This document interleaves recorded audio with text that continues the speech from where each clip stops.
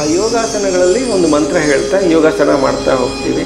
ಆ ಪ್ರತಿಯೊಂದು ಭಾಗದ ಒಂದು ದೇವರುಗಳನ್ನು activate, flying technique, yogic flying ಅಂತ ಹೇಳ್ತೀವಿ, ಜಾಗೃತಗೊಳಿಸ್ತಾ ಹೋಗ್ತೀವಿ. ಅದಾದ ಮೇಲೆ ಧ್ಯಾನ ಕೂತ್ಕೊತೀವಿ. ಧ್ಯಾನ ಆದಮೇಲೆ ಸಿದ್ಧಿ ಮಾಡ್ತಾ ಹೋಗ್ತೀವಿ. ಆ ಸಿದ್ಧಿಯಲ್ಲಿ ಜಸ್ಟ್ ಮೈಂಡ್ ಒಂದು ಥಾಟ್ ಇಲ್ಲ, ಅಷ್ಟು ಕೆಲಸ ಮಾಡುತ್ತೆ. ನಾವು ಮಾಡೋದಲ್ಲ, ಆಟೋಮೆಟಿಕ್ಕಾಗಿ ನಮ್ಮ ಕೂರ್ಸಂಗೆ ಬಿಡೋದಿಲ್ಲ, ಅದೇ ಪಾಡಿಗೆ ಅದೇ ಆಗುತ್ತೆ. ಪ್ರಜ್ಞಾಪೂರ್ವಕವಾದಂತಹ ಆಸೆಗಳು, ಅಂಥ ಆಸೆಗಳು ಬಹಳ ಬೇಗ ಈಡೇರುತ್ತೆ. ಹೆಚ್ಚಿನ ಆನಂದದ ಕಡೆ ಹೋಗ್ತಾ ಇದ್ದೀರ ಅರಿವು ಪ್ರಜ್ಞೆಯಲ್ಲಿ. ಆವಾಗ ನೆಕ್ಸ್ಟ್ ನಿಮಗೆ ಸಿದ್ಧಿ ಪ್ರೋಗ್ರಾಮ್ ಅಂತ ಹೇಳ್ತೀವಿ.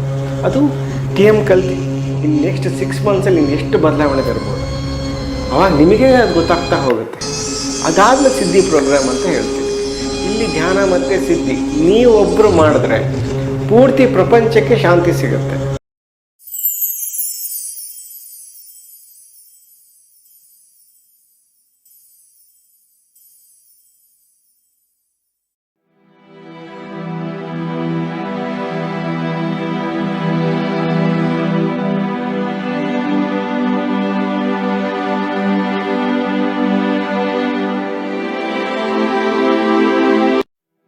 This is a very direct way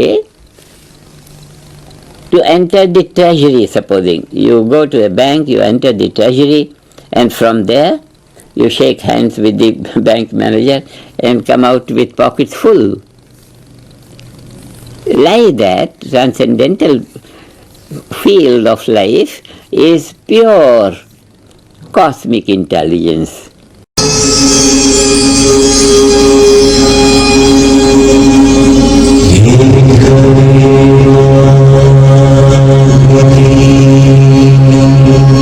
ಗುರುಗಳೇ, ಇವಾಗ ಕುಂಡಲಿನಿ ಜಾಗೃತ ಆಗಿದೆ ಅಂತ ಹೇಗೆ ನಾವು ತಿಳ್ಕೊಳ್ಳೋದು? ಸೊ ಯಾವ ಚಕ್ರ ನಮಗೆ ಓಪನ್ ಆಗಿದೆ ಅಂತ ಹೇಗೆ ತಿಳ್ಕೊಳ್ಳೋದು? ಸೊ ಅದು ಗೊತ್ತಾಗತ್ತಾ ನಮಗೆ? ಸೊ ಅದು ಗುರುಗಳು ಹೇಳ್ತಾರ, ಇಲ್ಲ ನಮಗೆ ಪ್ರಾಕ್ಟೀಸ್ ಮಾಡುವಾಗ ಗೊತ್ತಾಗತ್ತಾ? ಹೇಗೆ ಅದ್ರ ಬಗ್ಗೆ ತಿಳಿಸ್ಕೊಡಿ. ನಮ್ಮಲ್ಲಿ ಧ್ಯಾನ TM ಟ್ರಾನ್ಸೆಂಡೆಂಟಲ್ ಮೆಡಿಟೇಷನ್ ಅದು ಆದ ನೆಕ್ಸ್ಟ್ ಸ್ಟೇಜು ಸಿದ್ಧಿ ಅಂತ ಹೇಳ್ತೀವಿ. ಆ ಸಿದ್ಧಿಯಲ್ಲಿ ಪತಂಜಲಿ ಯೋಗ ಸೂತ್ರಗಳನ್ನು ತಗೊತಾ ಹೋಗ್ತೀವಿ. ಯಾವಾಗ ನಿಮ್ಮ ಒಂದು ಟ್ರಾನ್ಸೆಂಡೆಂಟಲ್ ಮೆಡಿಟೇಷನ್ ಪ್ರಭಾವ ನಿಮ್ಮ ಮೇಲೆ ಆಗಿದೆ ಮತ್ತು ನೀವು ಆ ಉನ್ನತ ಹೆಚ್ಚಿನ ಆನಂದದ ಕಡೆ ಹೋಗ್ತಾ ಇದ್ದೀರ ಅರಿವು ಪ್ರಜ್ಞೆಯಲ್ಲಿ, ಆವಾಗ ನೆಕ್ಸ್ಟ್ ನಿಮಗೆ ಸಿದ್ಧಿ ಪ್ರೋಗ್ರಾಮ್ ಅಂತ ಹೇಳ್ತೀವಿ. ಅದು TM ಕಲ್ತು ಒಂದು 3 to 6 ಮಂತ್ಸ್ ಆದಮೇಲೆ. ಯಾಕೆ ಅಂದರೆ ಅಷ್ಟು ಬೇಕು. ಯಾಕಂದರೆ ನಮ್ಮನ್ನು ನಾವು ಬದಲಾಯಿಸ್ಕೊಳ್ಳೋದಕ್ಕೆ 10 ವರ್ಷ ಅಲ್ಲ 100 ವರ್ಷ ಆದರೂ ಕಷ್ಟನೇ, ಇನ್ನೂ ಕಮ್ಮಿನೇ. ಆದರೆ ಇಲ್ಲಿ ಪ್ರಕೃತಿಯೇ ಧ್ಯಾನ ಮಾಡುತ್ತಾ ಇರೋದ್ರಿಂದ 6 months is more than enough. ನಿಮ್ಮಲ್ಲಿ ಅಷ್ಟು ಬದಲಾವಣೆ ತಂದುಬಿಡುತ್ತೆ. 4 ದಿನದಲ್ಲಿ ಇಷ್ಟು ಬದಲಾವಣೆ ತಂದಿರೋದು, ಇನ್ನು ನೆಕ್ಸ್ಟ್ 6 ಮಂತ್ಸಲ್ಲಿ ಇನ್ನು ಎಷ್ಟು ಬದಲಾವಣೆ ತರ್ಬೋದು, ಆವಾಗ ನಿಮಗೆ ಅದು ಗೊತ್ತಾಗ್ತಾ ಹೋಗುತ್ತೆ. ಅದಾದಮೇಲೆ ಸಿದ್ಧಿ ಪ್ರೋಗ್ರಾಮ್ ಅಂತ ಹೇಳ್ತೀವಿ. ಸಿದ್ಧಿ ಪ್ರೋಗ್ರಾಮಲ್ಲಿ ಏನು ಮಾಡ್ತೀವಿ ಅಂದರೆ ಪ್ರತಿಯೊಂದು ಯೋಗ ಸೂತ್ರಗಳು ಕೊಡ್ತಾ ಹೋದಾಗ ನಿಮ್ಮೆಲ್ಲ ಬದಲಾವಣೆ ನೋಡ್ತಾ ಹೋಗಿ. ಪ್ರತಿ ಸ್ಟಾರ್ಟಿಂಗಲ್ಲಿಂದ ಹೇಳಿದ್ದೆ ಭಾವ ಶುದ್ಧತೆ, ಶುದ್ಧ ಭಾವ, ಶಾಶ್ವತವಾಗಿರುವಂಥದ್ದು, ಯಾವಾಗಲೂ ಒಳ್ಳೆಯ ದೃಷ್ಟಿಕೋನದಲ್ಲೇ ನೋಡುವಂಥದ್ದು, ಪಾಸಿಟಿವ್ನೆಸ್ ಆಲ್ ಅರೌಂಡ್. ಒಳ್ಳೆಯ ಯಾವುದೇ ಒಂದು ಸಂದರ್ಭ ಆಗಲಿ, ಏನೇ ಒಂದು ಸಿಚುವೇಶನ್ಸ್ ಆಗಿರಲಿ, ಎಲ್ಲನೂ ಶುದ್ಧ ಭಾವದಿಂದ ಕೊಡೋ ಒಂದು ಗಿವಿಂಗ್ ಗುಡ್ ಬಿಹೇವಿಯರ್.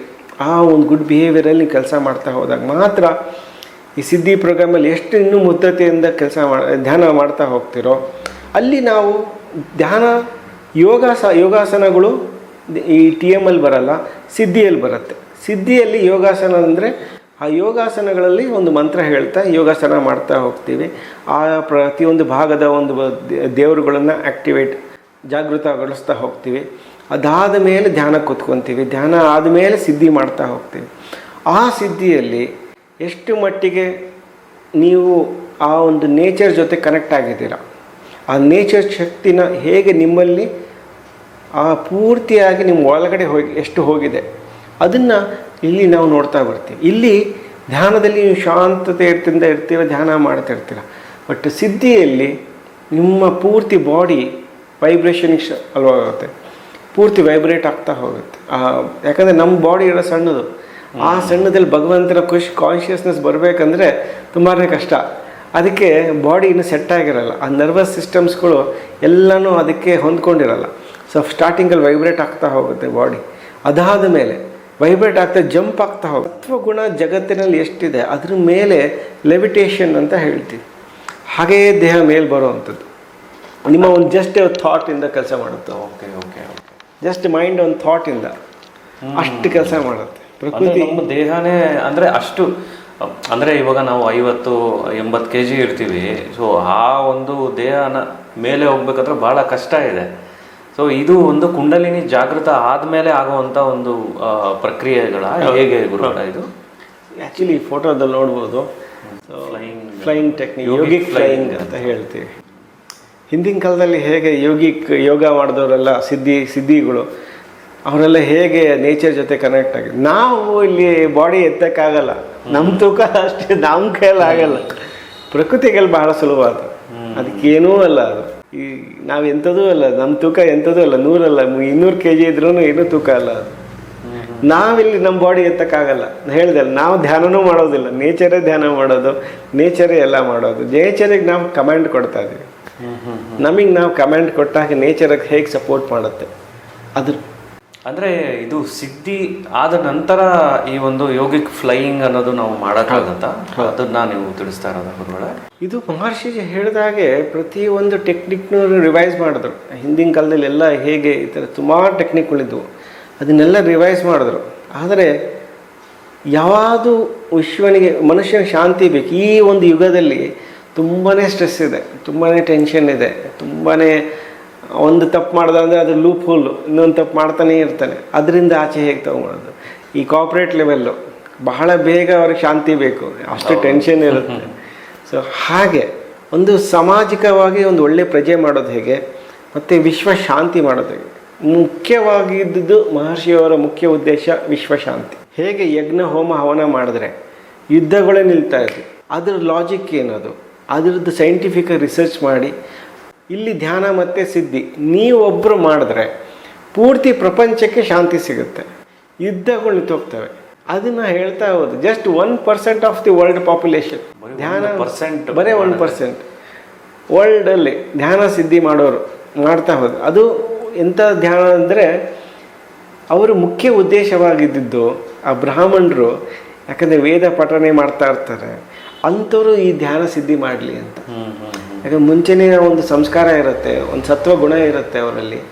ಅಂಥ ಒಂದು ಒಳ್ಳೆ ನಡವಳಿಕೆ ಇದ್ದಂತಹ ಜನ ಅವರು ಈ ಧ್ಯಾನ ಸಿದ್ಧಿ ಮಾಡ್ತಾ ಹೋದರೆ ಬಹಳ ಬೇಗ ವಿಶ್ವಶಾಂತಿ ತುಂಬಾ ಅದನ್ನು ಸೈಂಟಿಫಿಕಾಗಿ ಪ್ರೂವ್ ಮಾಡಿ ತೋರಿಸಿದ್ರು ಗುರುಗಳೇ. ಇವಾಗ ಈ ಯೋಗಿಕ್ ಫ್ಲೈಯಿಂಗ್ ಬಗ್ಗೆ ನೀವು ತಿಳಿಸ್ತಾ ಇದ್ರಿ. ಸೊ ಇನ್ನೂ ಡೀಪಾಗಿ ಅಂದರೆ ಇದು ಈ ಸಿದ್ಧಿ ನಾವು ಪಡ್ಕೊಬೇಕಂದ್ರೆ, ಈ ಒಂದು ಸ್ಥಿತಿಗೆ ನಾವು ತಲುಪಬೇಕಂದ್ರೆ ಎಷ್ಟು ತಿಂಗಳುಗಳ ಕಾಲ ಇಲ್ಲ ವರ್ಷಗಳ ಕಾಲ ಸಮಯ ಹಿಡಿಯುತ್ತೆ? ಸೊ ಏನು ಅದು ಸಿದ್ಧಿ, ಏನದು ಸಿದ್ಧಿ? ಅಷ್ಟು ಕಾಲನೂ ಬೇಕಾಗಿಲ್ಲ, ಬಹಳ ಸರಳ. ಜಸ್ಟ್ 1.5 months ಅಷ್ಟೇ.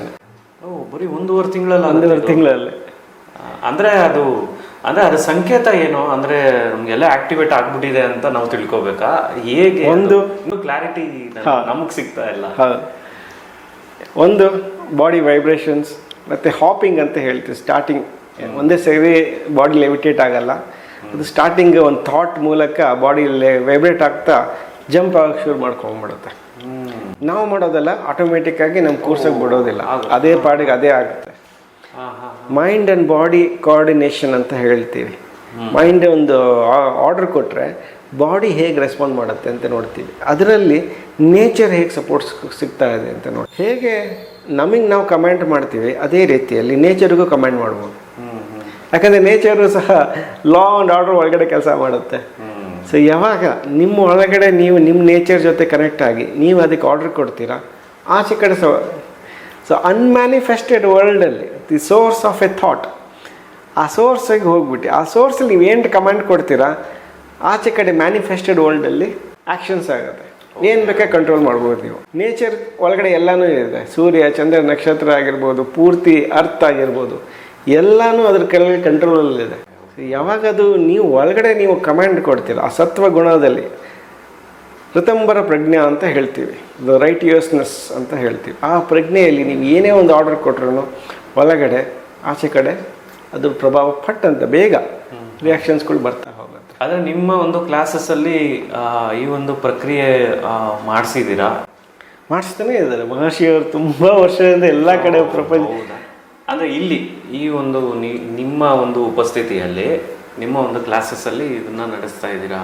ಸೊ ಈ ರೀತಿಯಾದಂಥ ಒಂದು ಅನುಭವ ಆಗಿದೆಯಾ ನಿಮ್ಮ ವಿದ್ಯಾರ್ಥಿಗಳಿಗೆ? ಹೌದು, ಹಾಗಿದೆ. ತಮಗೆ ಹೇಗೆ ಇದು ಅಂದರೆ ಇದನ್ನ ನೀವು ಸಿದ್ಧಿ ಪಡ್ಕೊಂಡಿದ್ದೀರಾ? ಕುಂಡಲಿನಿ ಜಾಗೃತ ಆಗಿದೆಯಾ ನಿಮಗೆ ಸ್ವತಃ? ತುಂಬಾ ಪ್ರಾಕ್ಟೀಸ್ ಬೇಕಾಗತ್ತೆ, ಯಾಕಂದರೆ 1 hour ಆಗುತ್ತೆ, 1.5 hours ಆಗುತ್ತೆ, ಮಾರ್ನಿಂಗ್ ಈವ್ನಿಂಗ್ ಮಾಡಬೇಕಾಗತ್ತೆ.